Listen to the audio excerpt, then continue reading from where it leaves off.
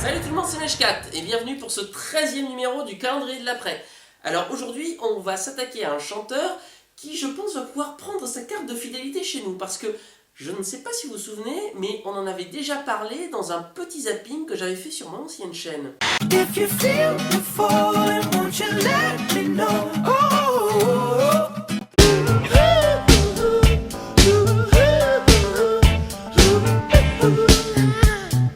Alors oui, à l'époque c'était plutôt de l'à peu près, mais cette fois avec sa chanson I Don't Care, on ne peut absolument pas parler d'un cas de déjà entendu qui serait complètement approximatif. Non, là on est sur du gros flagrant.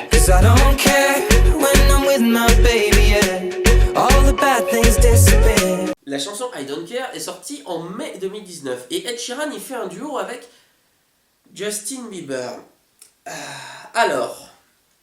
Comment expliquer que je n'aime pas Justin Bieber, je n'aime pas sa musique, je n'aime pas sa personne, et je n'aime pas sa tronche. Et c'est complètement une attaque ad hominem, mais je m'en fous. J'ai le droit de ne pas aimer des gens, d'accord?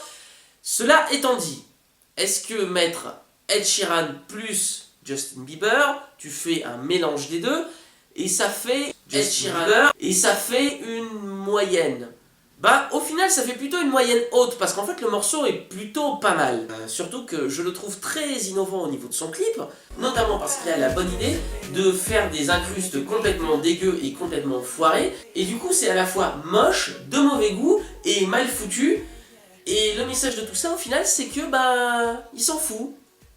Parce que I don't care. Brillant. Et ce qui est très brillant aussi, c'est d'avoir repris un petit passage d'une chanson de Michael Jackson sans que ça se remarque vraiment.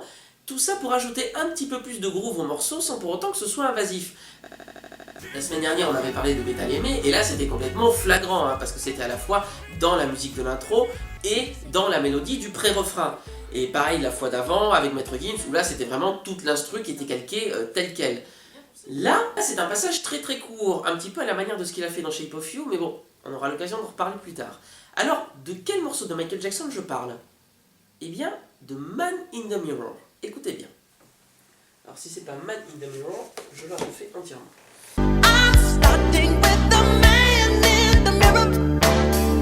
Alors, de quel extrait de Man in the Mirror s'agit-il? Eh bien, d'un extrait très discret. On l'entend dans les couplets, écoutez bien.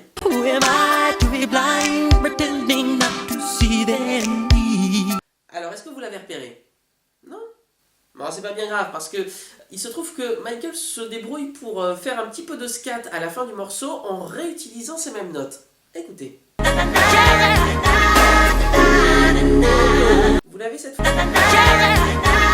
Alors, on se repasse la chanson de Ed Sheeran pour voir. I can deal with the bad nights.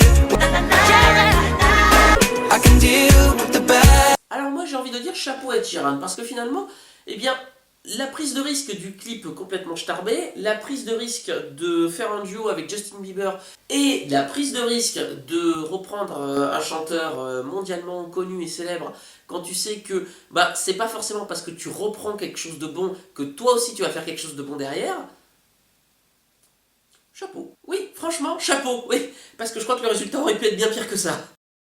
Bien, j'espère que ce 13e épisode, j'espère que ce 13e numéro du calendrier de l'après vous a plu. Si c'est le cas, toujours pareil, n'hésitez pas à liker, commenter et surtout partager tout autour de vous sur les réseaux sociaux pour faire connaître cette vidéo et l'ensemble de cette chaîne à tous vos contacts, vos amis, vos collègues, qui vous voulez.